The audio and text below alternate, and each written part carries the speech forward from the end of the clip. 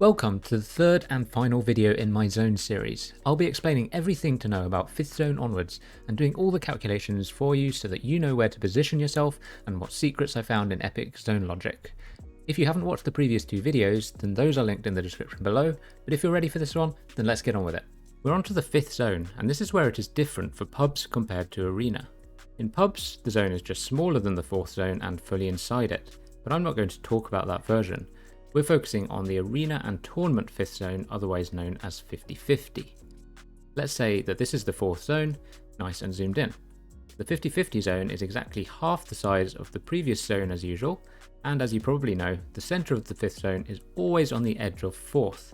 So here are some possible 5th zones. I have a quick question. How much of the 5th zone is within the 4th zone? You might immediately say 50% because the centre of this circle is on the edge of the 4th and we all call it 50-50, but you'd be wrong. And maybe you can already see from the diagram that it looks like less than 50%. And as a mathematician, I couldn't resist working out the exact number. I'm not going to bore you and slowly walk you through all the steps here, because this is not a maths lesson. But basically I drew some useful lines, found some right angles, calculated some more angles using trigonometry and circle sectors, and it all reduces down to the formula at the bottom of the page, which says that just under 43% of zone 5 is in zone 4. So let's stop giving it the improper name of 50-50 and start calling it 43-57.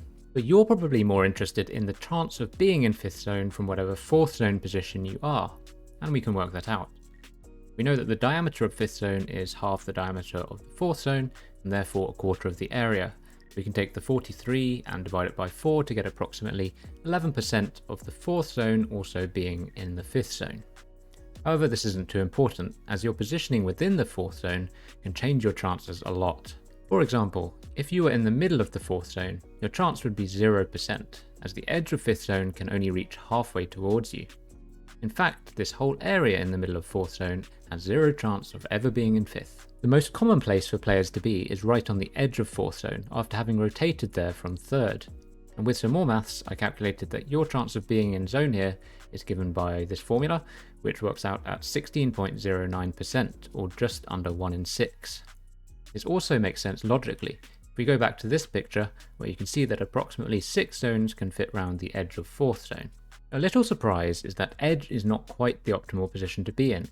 Optimal is actually about 13 meters in from the edge of 4th zone, where you'll have 16.67% chance of being in zone, otherwise known as exactly 1/6. The increase is small compared to being on edge, but your worst case and average scenarios are also a bit better, which we'll get to in a moment, so it is definitely worth something. I've shown you the center, the edge, and the optimal point, but let's cover all the possibilities with this graph showing your chances of being in 5th zone against your distance from the center of the 4th zone. So on the left of the graph is when you're in the center of 4th and have no chance of zone, and on the right is when you're on the edge with your 16% chance, with the optimal point just a little bit away from the edge at 16.67%. I've added the formula below for those of you interested in this graph. Your chance of being in 5th zone is potentially not the only thing you should consider though. If you're on the edge of the zone, you might have a really near or a really far 5th zone, but if you're in the center, you will always have the same short distance. We also have our supposedly optimal position, which I'll leave the arrows off for the sake of keeping the diagram clean. This tells us that we should also consider the maximum and the average distance that you'll have to move. And let's say that the diameter of the 4th zone is 1. We already know a few of the numbers in this table. We have the chance to get zone, and we know that the minimum distance in some positions is 0. Now from the center, you will always have to move the same distance, a quarter of the diameter of the 4th zone, and that gives it the best average and the best maximum distance, but the worst minimum. From an edge position, you might have to move up to 0.75, and the average distance works out at 0.41. While from the so-called optimal position, the maximum and the average are a little better. This makes the center of the 4th seem quite advantageous in some ways, but let's try and talk that through. How does a game actually play out? Well, most players won't get 4th zone, so they'll be rotating from 3rd into 4th, which gets very busy with 50 players trying to do the same thing. Apologies for the replay lag, unfortunately the servers are never smooth. In general, the edge of 4th zone will be the busiest because everyone wants to stop as soon as possible to avoid using too many builds or getting sprayed at more. Then when it comes to moving to 5th zone, the presence of launch pads and cars means that anything more than a short distance to 5th is quite similar in the end, as you'll either be using your own launch, recycling someone else's, or using a car. What I'm saying is that a max distance 5th zone is not much worse than a medium distance one. So although going to center zone reduces your average and maximum distances, the loss of the chance of being in zone more than counteracts the advantages, especially when you consider how hard it might be to get there and that you might get lobby sprayed depending on the terrain. Having said that the center of 4th isn't that great, what should you do if you just happen to be there? Well, you need to look at whether you might get lobby sprayed, have a look at the terrain around you and see if people from many angles will be able to shoot you. If the terrain seems safe, then by all means just stay there. Don't waste resources moving to the edge in the hope that you get the 5th zone. I know a question you're all dying to ask is which direction will the zone go? I looked at several theories. Does the 5th zone pull towards the edge of the map? Does it come back towards the center? Does it move in the same direction as previous zones? Well, the answer to all these was that the location of the 5th zone is effectively a totally random point on the edge of 4th zone. There is also a rumour that late zones go to places either with a lot of elevation changes to try and reduce the number of players in the lobby, or avoids large elevation changes because that would be too unfair. I checked various areas such as these near steep hills and others with a load of flat area. I looked at where they moved to and found that there is no evidence that there is any bias in whether the 5th zone goes uphill, downhill or stays on the flat. So let's stop with those rumours and accept that there are a lot of hills on the map, and most endgames will naturally go up and down a bit. That's all. Is there anything that you can do to predict it then? Let's look at the distribution of 5th zones and you'll see that it looks basically identical to the 3rd and 4th zones from the last video. The same story with the heat map, showing that zones are far less common in the islands area and makes those dead areas very clear to us. I'm not going to cover more about the dead southeast area again in terms of the 5th zone, but if you do want to find out more then go back to the last couple of videos. Also remember that the centre of the zone can't be over the edge of the map. So if you do have a 4th zone that is partly over the ocean like this, then the location of the 5th zone is quite limited. Now we go to moving zones and we see an example of players moving from 5th zone to 6th zone, otherwise known as first moving. As the zone moves, it shrinks at a steady rate as well. Most people will either tarp halfway then box up and tarp again, or use a pad for one or both of those halves. Sometimes they move in even more than 2 stages. Let's move back to a plain background to avoid distractions, and here's a 5th zone and a first moving. First moving is exactly half the diameter and therefore a quarter of the total area of 5th zone. This is drawn to scale of their relative distance from each other. Here's a situation around halfway along its journey. You can see that this actually overlaps the front of 50-50 and also the near side of first moving, which means that you can potentially move from 50-50 to first moving in one motion without boxing up, either on the ground or with a single launch pad. Although the window for doing this seems quite small, remember that you'll either be spending time in the air or running on the ground. You don't need to be on the exact front side of 50-50, as much more of first moving will have opened up by the time you actually get there.